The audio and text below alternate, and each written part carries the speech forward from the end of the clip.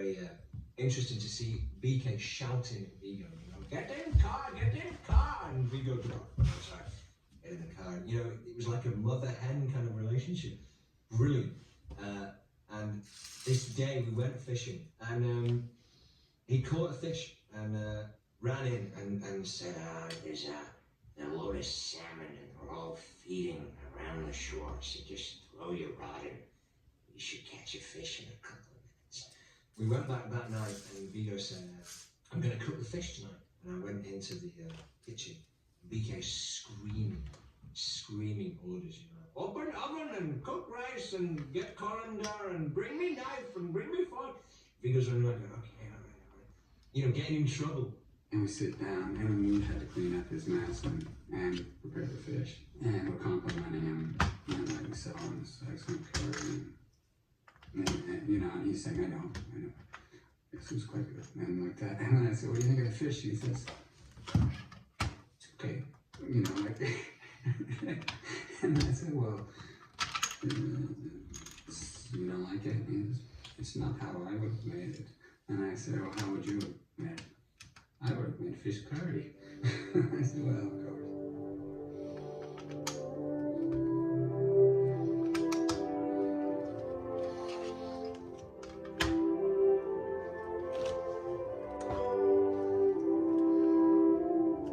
We lived, you know, mostly not together, but we lived in the same city for 15, 16 months, traveling together, late nights together, long hours together, cold weather, everything, all of these elements, and we were doing it together as a force.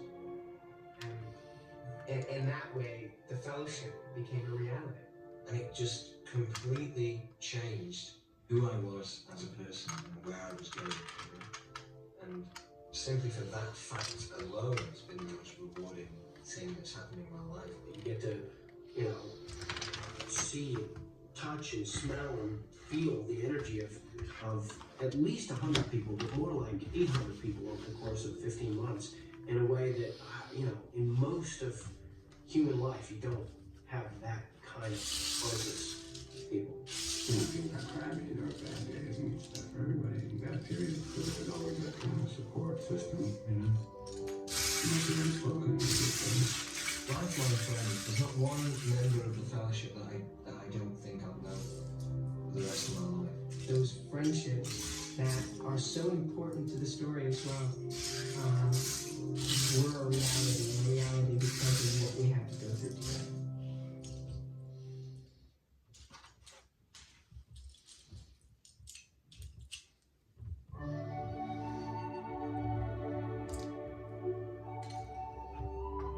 I'm kind of glad on this movie that I got to direct it and I didn't have to play a hobbit. Because, you know, those guys had a fairly arduous time of it. They had to get up at some unearthly hour. How lucky are we to be in New Zealand to see that? Half of why this movie is so amazing. This kind of stuff, every day. My day would start within the 5 o'clock hour, every day.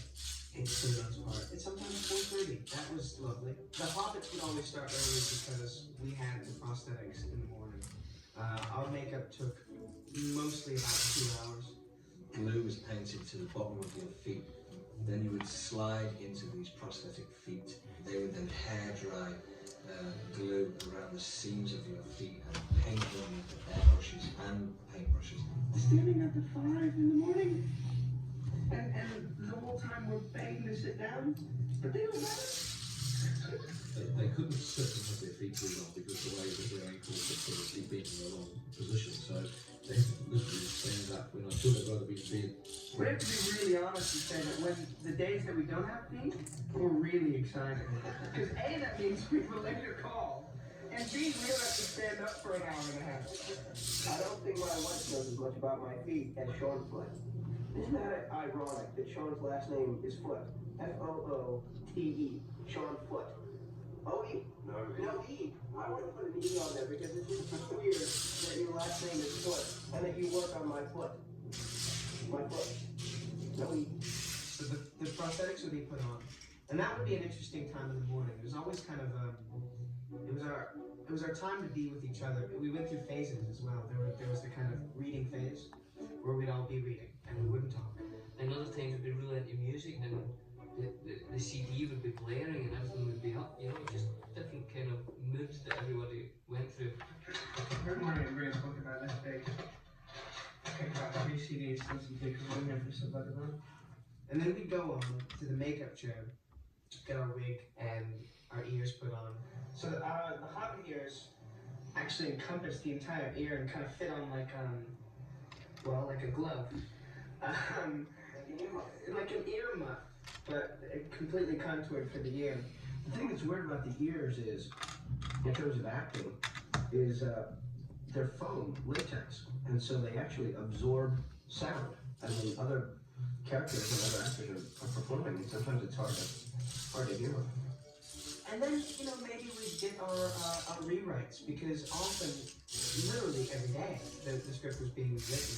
So anything that we'd learned the previous night made no sense because we would have realised script revision. I would say probably 90% of it was Not because we were in trouble in any sense, but it was really to get as close to Tolkien as possible. And I think we were always trying to incorporate more of Tolkien into the movie. I actually had a whole miniaturized script, so if I'm going to see like where we come from and where we're going to, and put other notes and stuff. But it's really neat just to be able to have somebody to walk around in, and when Peter's talking about stuff, and you can kind of, it's just a useful tool. If there was time, we'd nip and get some breakfast. Sometimes there wouldn't be time to be a rush on, so we'd get breakfast brought to you. I'd normally have porridge. In fact, I don't think there was porridge on set until I kind of asked for it, and then there was always a big thing of porridge. So I think I kept everyone healthy on set because Day has now begun. I'm now just completely transformed into a hobbit. All that I have left is to put on my wardrobe. So I've got my feet, got my wig, got my ears, got my dirt, I'm ready to go. I think I'll go in my trailer now, listen to a little music, relax, and get ready for the scene. if you ever actually made it to set, that's the thing about making movies, is it is such a cliche, but it's so true. Everybody rushes because you have to be there in front of the camera when it's ready to go. But if something goes wrong, you know, a light goes or you need to reset something, then it could be another 5 hours. As we were filming the movie, there was a making of that was always going on, so there was normally a camera on the set. You know, if we were ever really bored being hanging around to do a shot for a while, we'd try to do a little skit. There was someone on the other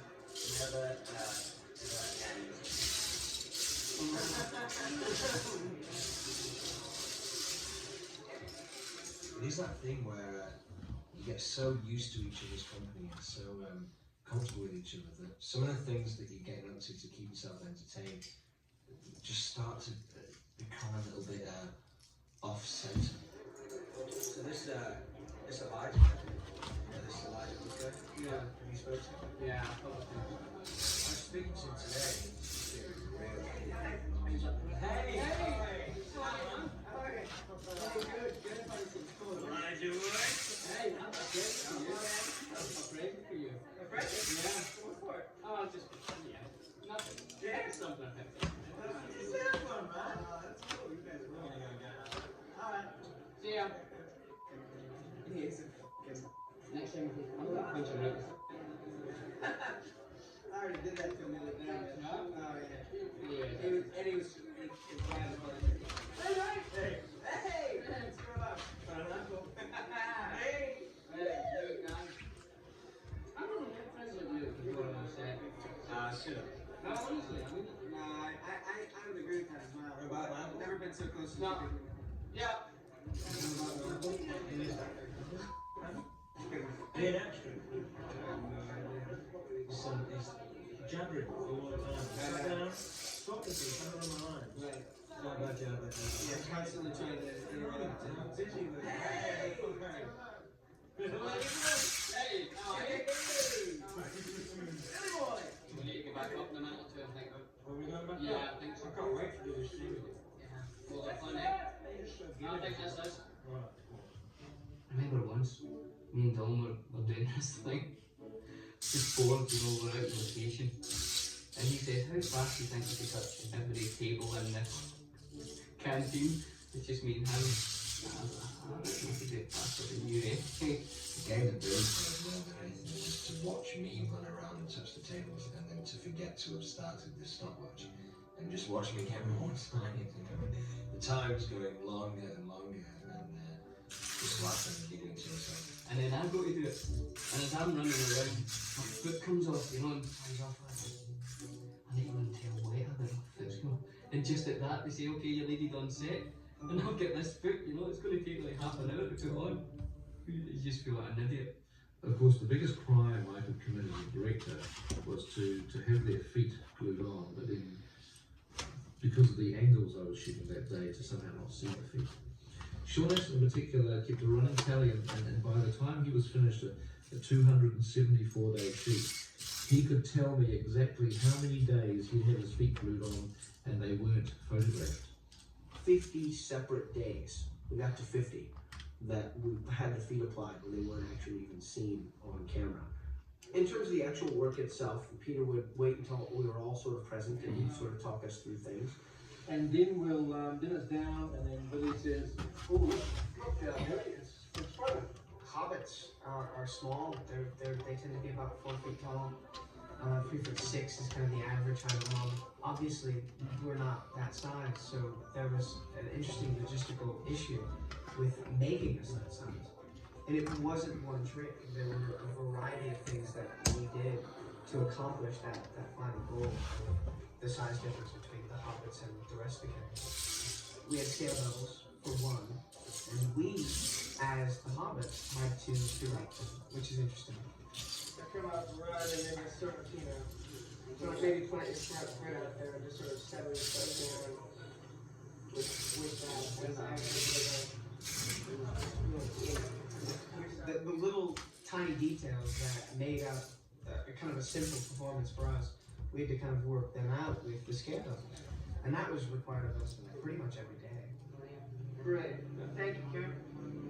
The most complicated things were probably false perspective, whereby if I were to be doing a scene with Ian McKellen, he would be in the foreground of the shot so that he would just look bigger because he'd be closer to the lens.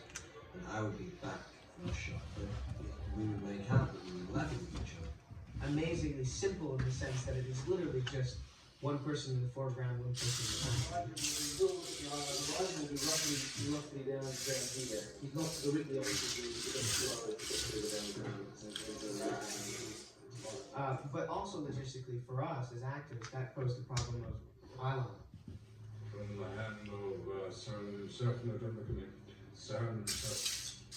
Because they couldn't look at each other during the two shots, which is a weird thing because you rely so much on the other actor's eyes when you're acting. It's important to have that connection, and we didn't have that connection for those kind of shots. And then there's also blue screen. And that was incredibly complicated, and I was really nervous because I was like, this feels really weird. I'm walking on, you know, a blue mat, and there's blue around me, and there's no reference at all to remind me this is the place that I'm supposed to be.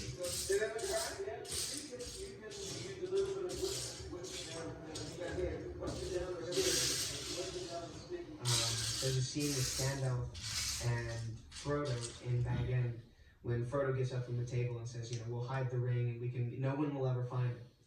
And suddenly I had to kind of remember my marks, hit a mark at a specific place at a specific time, so that it matched the timing of the shot that they got with Ian. No one knows it's here, do this.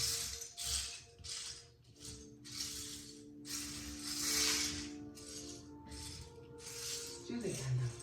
Probably the most frustrating thing for me was working on my knees.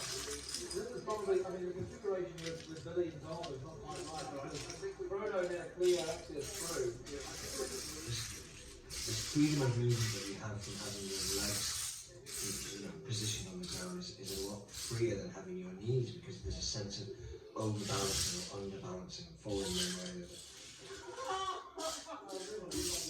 So you've got all these kind of different technical and logistic and cinematic tricks going on in your head, but at a certain point you have to just kind of squeeze that out of your mind and remember what the story is remember working with characters and have a profound emotional interaction with your imagination on camera. I think I'll get the hang of it. We wrap generally at about 8 o'clock. Birthday boys are going to Alcove tonight, so if anyone wants to join us, Is it what town? it's in here. Yeah. The drinks on the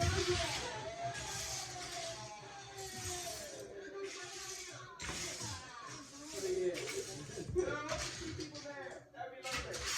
We had to take off our costume, then we were to walk and have our ears taken off and our wigs, which took about 40 minutes, and then have our feet taken off, which took close to about an hour, you know, in kind of soapy water and people hacking away with feet with brushes and metal sticks and pipe cleaners and toothpicks and all that kind of stuff.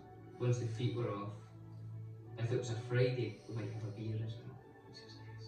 You sit there with a beer, somebody rubbing your feet. God, does it get any better? I don't think so. That's a typical day in the life of a Hobbit and Lord of the Rings.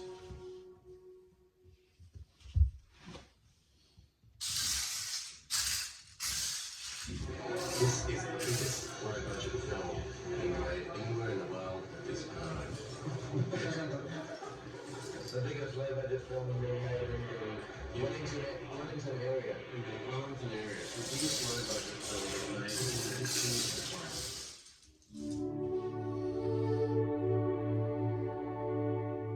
You know, even though we shot these 3 movies for 15 months, if we just had one unit shooting everything that needed to be shot, we'd be probably going for 6 or 7 years. We had these many units shooting, often 5 units shooting, sometimes 7 units shooting. Almost always we shot with 2 cameras on each unit. It was fairly high speed. I mean, Peter's one of those classic sort of people that his capacity to absorb a lot of information I find really amazing. So he's one of those sort of people that could work several shoots at once. 1A was the main unit, and the other unit was called 1B. And then it became apparent that even those 2 units were not going to get through this amount of footage, so we created a second unit, which was directed by John Mahaffey.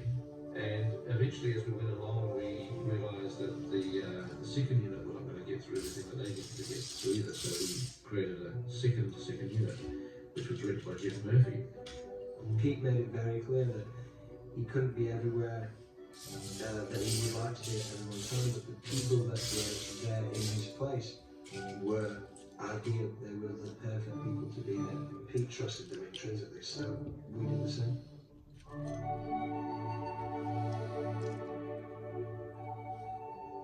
Our principal Hobbiton set was a farm near the town of Matamata, and we shot a lot of the location footage there.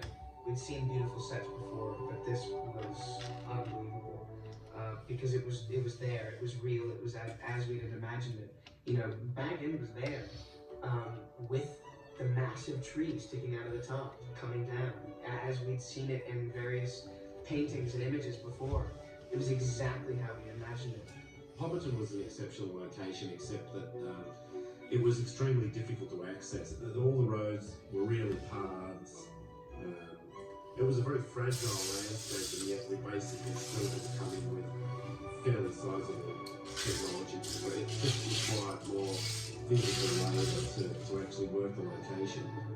Today we're keeping chimneys up and running. There's 47 chimneys in the location, which all have particular secret little ingredient smoke pots in them to keep them up and running. So it looks like there's a little bit of activity happening in the building. So Matt, you too. Philosophically, as far as what we wanted to do with Hobbiton, since it was the opening of the film, we basically wanted to start off with sort of a very idyllic place, which is very, expressive of a simple lifestyle, a rural lifestyle, where people are actually very much in touch with nature.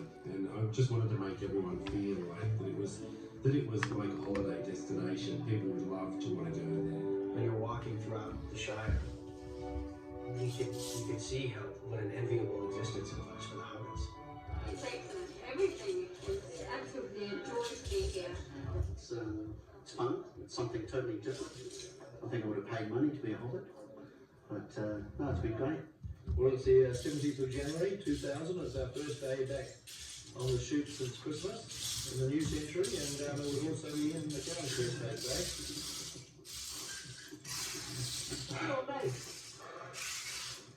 The wizard is never late. Nor is he early. He arrives precisely when he meets. And it felt like coming home, and that was a good feeling for me, because Gandalf was returning back to Middle-earth that he loved and respected. Thank you, we don't want any visitors. Well wishes or distant relations. What about very old friends? Of course, once Gandalf walks inside that end, then you're into a studio. You're no longer at the animated, several hundred miles away, and you're in a small, confined studio. Often within the two different theatre sets, so Bag End was built for example, Rystad theatre where Ian Holmes would appear, and a small scale, high scale that Ian was trying to work with. And then the smaller one, I, as a normal sized person, could look enormous, because everything in Bag End was small.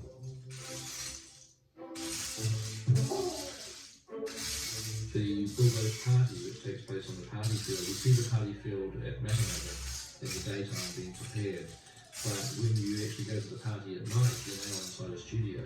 You're not in Matamata at all, you're in the middle of the day, it's 2 o'clock in the afternoon, and you've got the studio pretending to be a Hobbit party at night.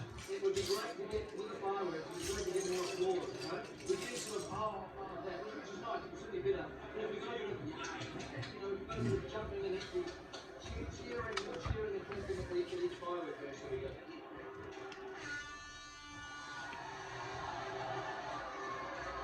It was great because they had all these extras as hobbits, and this party scene was when they did that the dance, and something that a lot of people might not have noticed is I play in the band, the Hobbit band. I'm up there with my Hobbit ukulele, whatever it may be. Bilbo's going to tell a story, just like a story time. So we need you guys to be sitting on the mat, just like you do a story time.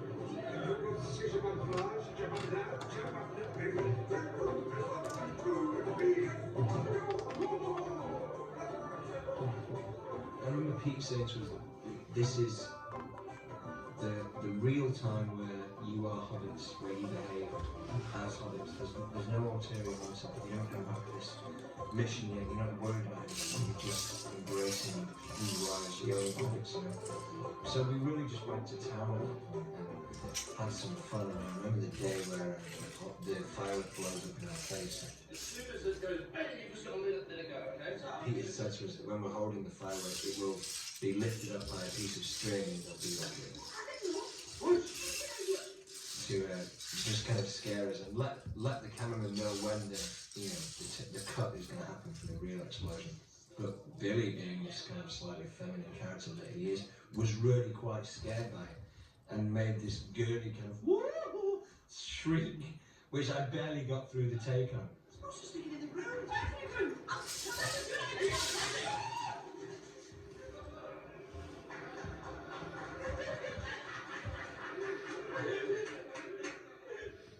I just like get such a fright, and Dom just gave me abuse for it all day. Supposed to stick it in the ground. It's actually the ground. That was your idea.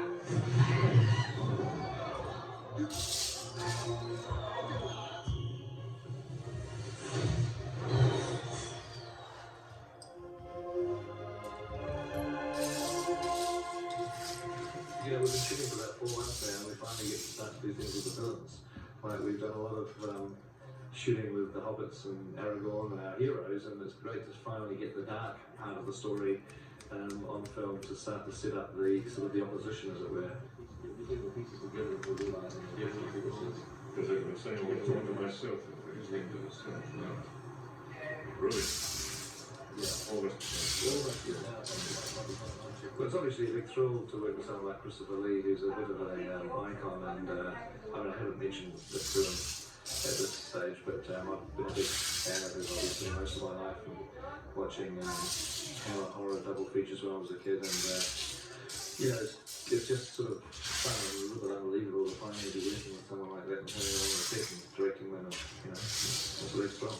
No, my first day at the Garden remember we got to take 10. It's very unusual, really. And that's that immodesty. I mean, there just isn't time in most films. I mean, 10, 11, 12.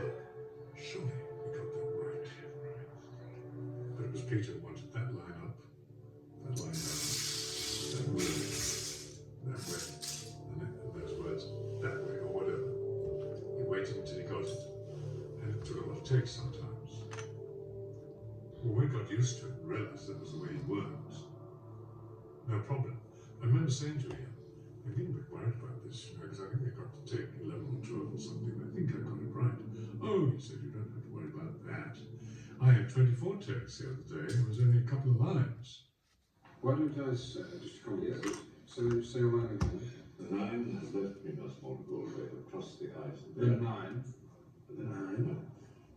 The interior of Orsak was, as far as I was concerned, papers, dust, the sunlight coming through stained glass, a mess. And then leading out from that, the more imposing, dark inner sanctum with Simon's last chair, like a throne, raised up above the very shiny black surface of the floor. It was a place like no other. I'd never been in a room like that. It didn't remind me of anything. And I just thought, oh, I see, this is where Salomon thrives and plots. And so that was a very evocative and helpful set. The costume was extremely long, and I had considerable difficulty in walking up the steps to my throne. Sometimes I managed to do it, sometimes I didn't. And one day I was driven to distraction, and I kept on tripping. And I said, I'm sorry, I cannot get up these goddamn steps smoothly. I can't do it, Peter. I'm sorry, because every time I try, I step on the thing. A voice came from near the camera saying, well, you did it this morning. It put me in my place. When did Solomon the wise abandon the reasons of that? When I was dealing with 1D, I was having to do the wizard fight. It was one of those deals where, I was doing the stunt shot between going up and Sarah. So you hit the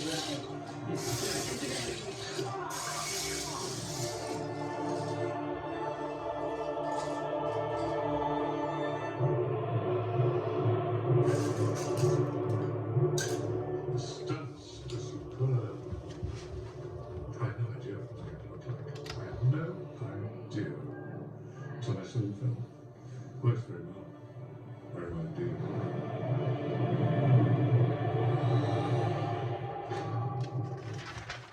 Second unit's first day was actually at night, and it was the moment with the trees being ripped out at Isengard. That was the first thing they shot. And we were kind of in and out of rain that whole weekend.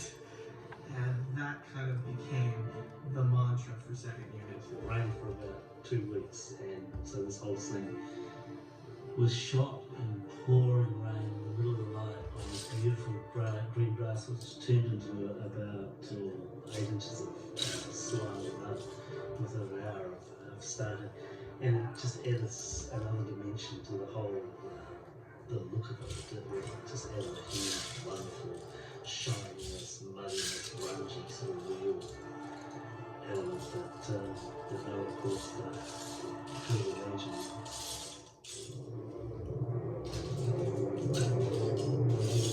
The very first day of photography, in actual fact, was a scene on the wooded road where the hobbits have to hide from the ring wraith. I thought you could turn around and say, quick. Rather than go to some remote place in the country to film this woodland, obviously there's many wonderful woods in New Zealand. There's actually a park in the middle of the city that is called Mount Victoria, and it's a wooded park land. It's only 5 minutes drive from the studio, and we thought, well, why travel down to the South Island, or when we can actually just shoot this on our doorstep.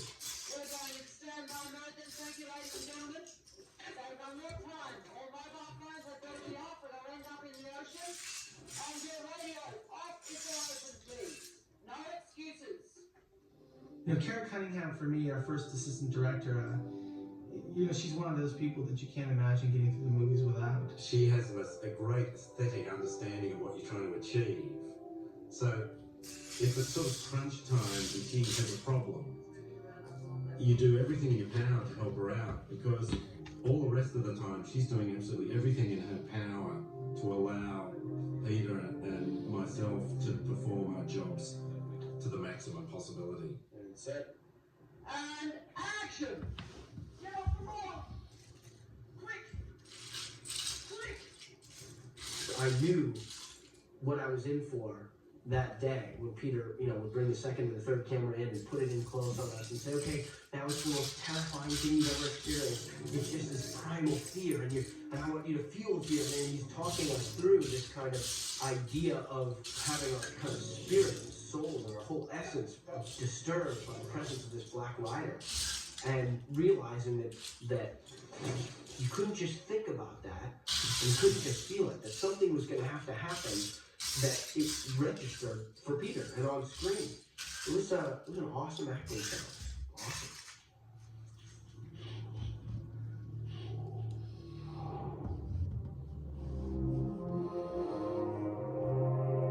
The town of Bree was one of the very first sets that we shot in, towards the end of our first week of shooting. I think we shot all of Bree, for the most part, the actual city street of Bree in one night. And we had the rain towers, it was mad and crazy. It blew me away that they could take a very small piece of set and sort of build it into the earth, and then film it and pan off of it, and just trust that digitally the rest of the world would be created beyond that. The Prancing Pony was, like most of the sets, very authentic, really well crafted. It was a place where you step on the sound stage, you walk in the door of the Prancing Pony, and you're there. It was so well constructed. Then we had these massive tables that we sat at. So it made us look small, like we were too small for the big tables. Big mugs and, big plates. It made us feel smaller, and it kind of made that world more realistic for us. What's that? It comes in pens? I'm getting up.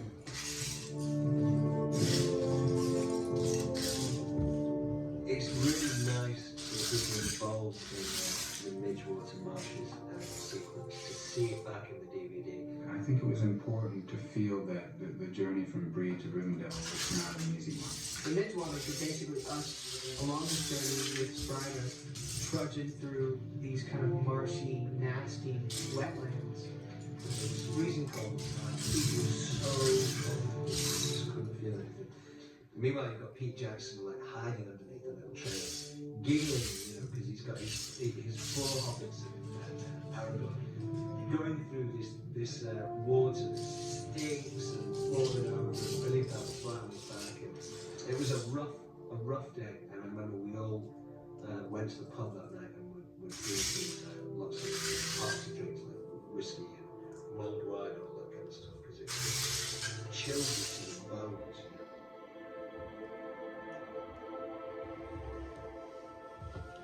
The sword work on the movie was obviously incredibly important. The Weathertop fight was one of the early fights in the film. Weathertop was the main thing that we rehearsed before we started filming. The actors arrived about 6 or 8 weeks before the shoot. Having sword lessons with Bob Anderson was always part of their regime. We had so much fun learning how to do the sword fighting, and we actually choreographed a number of very involved sequences. And I remember when we were filming for Weathertop, I was bringing the full weight of my kind of anger and ferocity to it. I remember Peter saying, well, listen, you're a hobbit, and you couldn't actually generate that much force to have your sword move the sword of the ring wraith if you were to strike it. So you got to kind of pull it back. And I remember feeling like, man, no one's gonna see that I'm really good at this sort of stuff. I would have to kind of just be like a little hobbit doing it. The irony is that the person that had to be the most accomplished swordsman in the film, which was Viggo Mortensen playing Aragorn. Viggo didn't get cast in the movie until we were a few days into shooting the film, so he didn't have any of the advantage of this training with Bob, and he never used a sword before. So Viggo arrives in New Zealand, he gets off the plane, and the Weathertop fight scene is like the first thing he's going to shoot. So Bob Anderson was my first guide, basically, and he's pretty strict, but really encouraging. I think he gave Viggo the most crash course in sword fighting that anyone's ever had, because Viggo had to be there fighting these ringwraiths, fighting 5 ringwraiths at the same time, looking like an expert swordsman.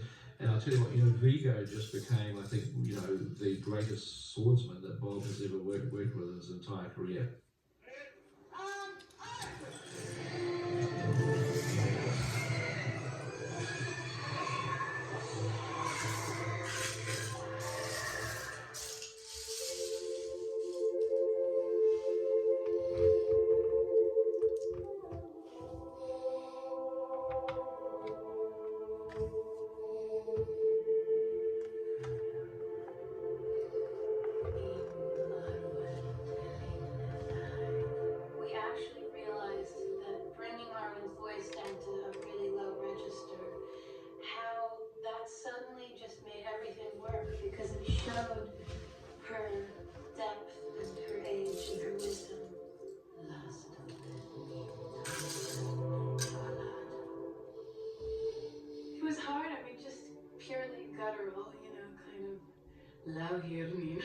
It sounded really weird at times when I was doing it. I thought, oh my god, this is too deep, but it worked. It was funny when my dad saw the movie for the first time. He's like, whose voice was that? I'm like, Dad, you tricked. Mine, I'm an actress.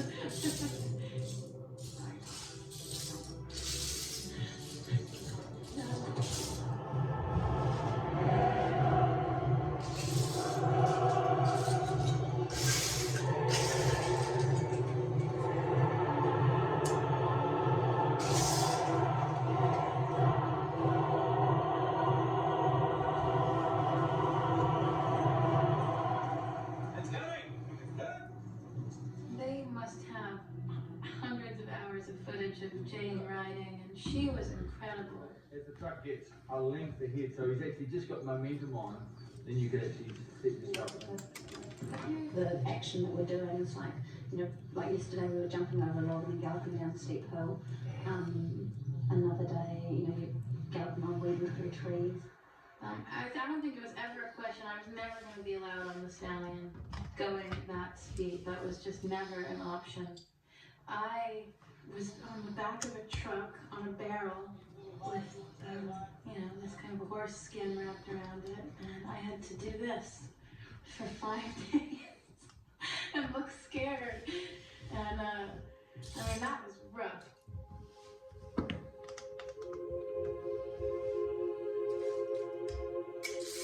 The Rivendell location was primarily built at a park called Kaitoki.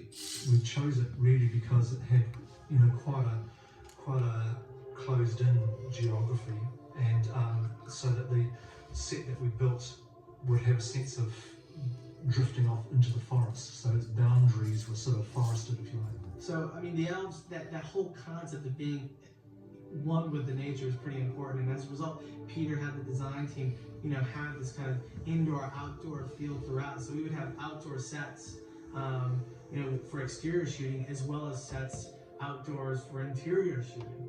And we mimic that on the stage as well, where we would have, interior sets of Rivendell that still have that outdoor feel. So we have trees on the stage, or we have like, napkin backdrops, of rocks and whatnot in the distance. But the thing is, in the end, you still basically, what you do is you look at, you just try and sort of remember the qualities of natural light that are in the environment, or the sort of qualities you want to achieve. And then you go into the studio, and now you're basically trying to achieve those qualities, except that you have to do it artificially. The reason we built Elrond's council chamber inside was we had to be able to control the environment completely, so it wasn't something we could really shoot out of Kaitoki. We were literally sitting in a circle of actors like Ian McKellen, Hugo Weaving, Vigo, Mortensen, Sean Bean, Johnny Davies, you know, Elijah was there, and you know, it was just like I was looking around, I was sitting there thinking, wow, this is a real lineup of some greats.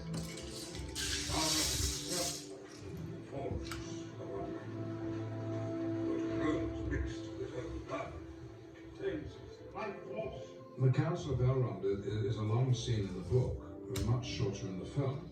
But it did take a long time to shoot.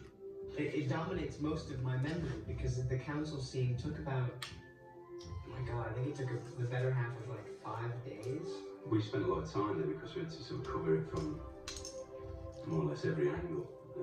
You see all the characters all in a circle.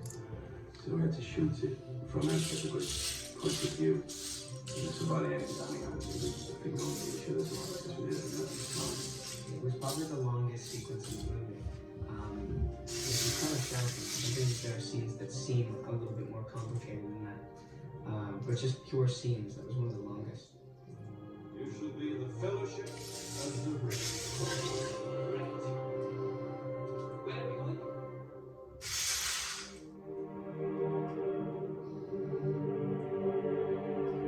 Some of the locations were incredibly remote.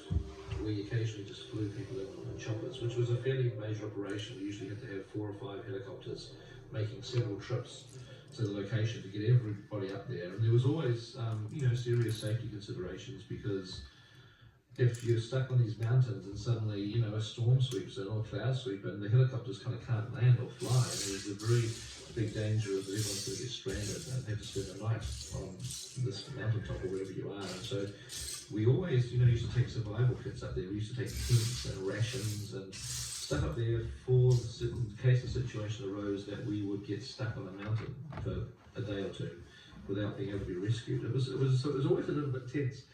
And one of the most spectacular mountains was a place near Mount Asmari where we did the scene in the snow where Boromir picks up the ring out of the snow and holds it, and that was shot on a very remote mountainside, because I just wanted to be able to feel that we were really up the mountains. We weren't just cheating it on a ski field or something.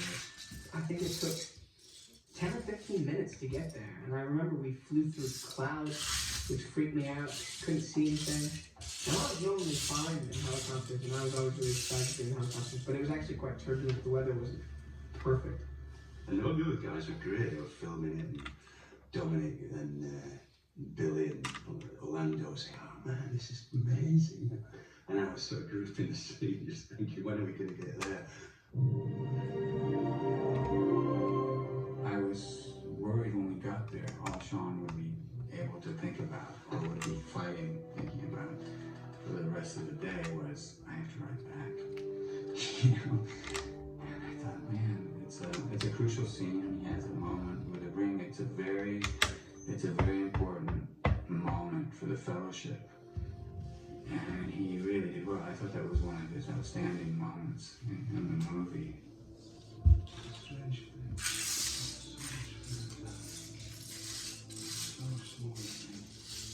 Afterwards, I said, you know, when we were getting ready to go, and I said, were you thinking about the fact that we would have to ride back again in the helicopter?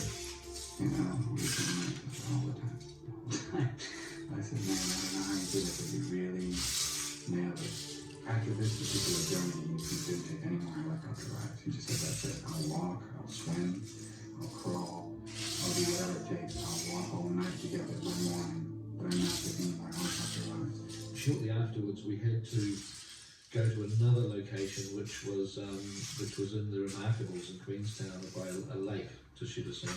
Well, Sean absolutely did not want to fly, and said, look, I'll take the ski lift up, and then I'll walk the rest of the way. We shot there for 2 or 3 days, and our day would begin with everybody flying in the helicopters, and as we flew over at 7:30 in the morning, we looked down, and there'd be this tiny black speck climbing the cliff. It was like a cliff face, and it was Sean Bean dressed up as Boromir, like a human fly on the wall, clambering up this mountainside all by himself to sort of get to the location, because he didn't want to go there and chopper. He had 2 hours of climbing to do. They used to see it from the helicopter. It would be you know, and I was sweating at the end of it, like a real adventure getting over that sort of mountain to get to the set, but I did, you know, I prefer doing it that way.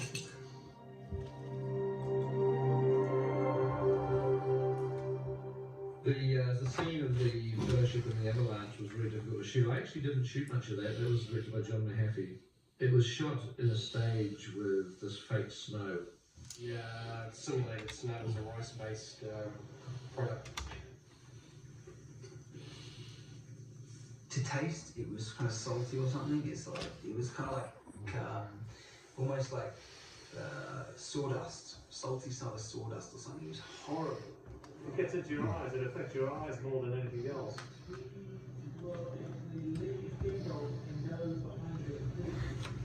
Even after one day of it, it left your face really red and raw, you know, and you just really got in your eyes and your whole body.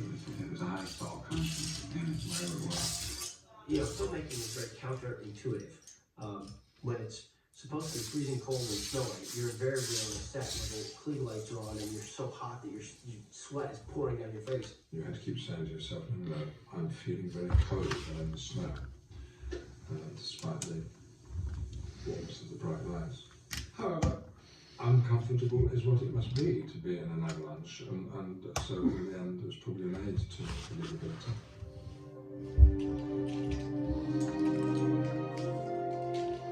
The exterior from Warrior was shot on a wet set. It was shot in a car park right by a railway station, which is really funny when you think about it, because, you know, it looks so convincing from the outside.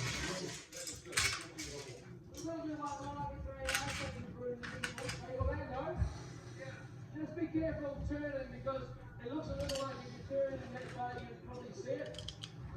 Being an alphabet, so probably don't turn much of that. It was freezing the nights that we had to do the exterior stuff there. It was some of the coldest nights I can remember. I remember actually Billy Boyd, I think, was probably the coldest of us all. That evening is the coldest my feet have ever been. To the point that I was almost going to have to say, I can't actually go on. It was like 4 or 5 in the morning, and we'd done this shot quite a few times, and I was becoming really, really uncomfortable. So that's my abiding memory of outside the gates of Warrior. You must face the long dark Warrior.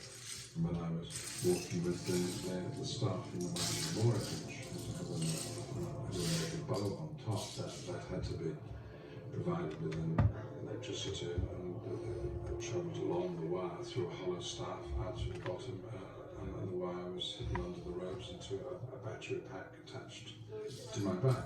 You're sort of holding it in particularly, I think you're just using it, you know, just as a torch, really, yeah.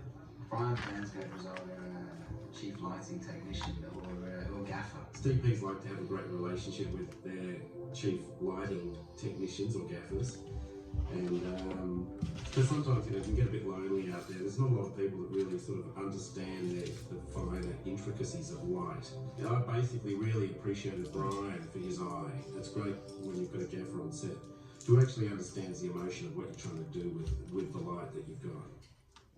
And when you do a film that's visually effects laden and you're dealing with CG characters, you often have to act to someone that might not anybody there. If you're acting with a cave troll, for example, there is no cave troll.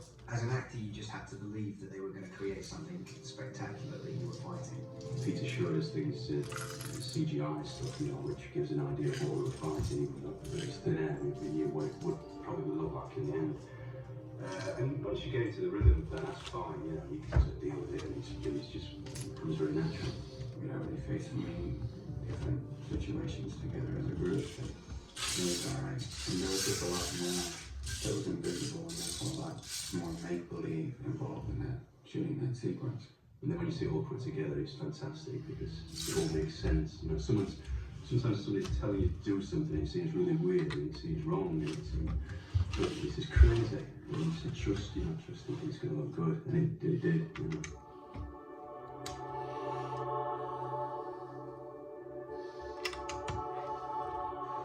One thing that you're not going to be able to tell at the moment is that we're in this warehouse next to Wellington Airport, and it's incredibly hot and humid, and there's no air conditioning in the building, and we've got huge amounts of light, and it's really giving this place a very subtropical jungle sort of feel. It's freezing here, Pete. You have a jumper? Yeah, I'm going to get my big woolly jacket and my gloves and my balaclava. I wanted to do something special for Galadriel. I felt that of all the people in the story, she was, in a way, more connected with a spiritual world. And I took my biggest cue off